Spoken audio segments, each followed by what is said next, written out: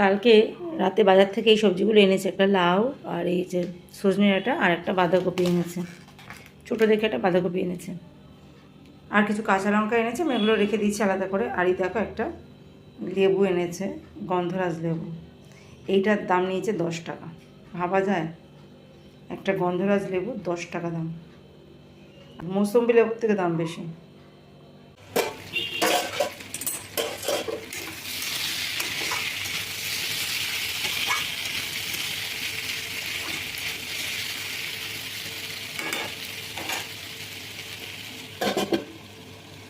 আলু আর কুমড়ো ভাজা হচ্ছে রুটি খাওয়ার জন্য, সকালে রুটির সাথে খাবো। আলু কুমড়ো ভাজা, কুমড়ো একটুখানি ছিল, ভাবলাম আলু ভাজার মধ্যে দিয়ে দিই।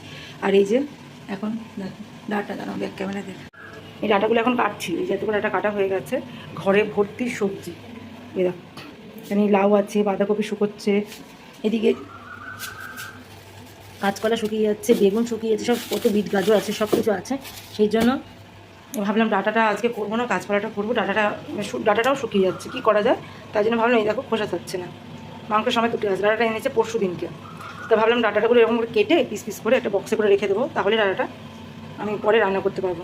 যখন অনেক সবজি হয়ে যায় ঘরে, তখন এই ডাঁটাটাকে কী করবো এটাই চিন্তার, যে ডাঁটা তো তাড়াতাড়ি শুকিয়ে যায়। ডাঁটা শুকিয়ে গেলে ডাঁটা কখনো খোসা ছাড়ানো যায় না। সেই জন্য যখন এরকম পর্যায়ে আসে যে ঘরে ভর্তি সবজি, অথচ ডাঁটাটা এখন আমি করবো না, তখন আমি ডাঁটাগুলোকে কেটে ছাড়িয়ে বক্সে করে রেখে দিই ফ্রিজে। তাহলে আমি 3-4 দিন বাদে করলেও আমার অসুবিধা হয় না, ডাঁটাগুলো ছাড়ানোই থাকলো, জাস্ট ফ্রিজ থেকে বার করবো, একটু জলে ভেজাবো, রান্না করবো। আর যেই সবজিগুলো একেবারে রাখা যাবে না সেগুলোকে আগে করি, এইভাবে করি। তো ভাবলাম তোমাদের সাথে টিপসটা শেয়ার করে। অনেকেই ভাবে ডাঁটা এনেছি, ডাঁটাটা কী করবো, সঙ্গে সঙ্গে করলে অন্য সবজিগুলো আবার শুকিয়ে যাচ্ছে, তো ডাঁটাটা একটু ভালো সেই তুলনায়, বা রেখে দিয়ে ডাঁটাটাও শুকিয়ে যাবে। সেই জন্য এইভাবে তোমরা ছাড়িয়ে বক্সে করে রাখতে পারো, তাহলে কিচ্ছু হবে।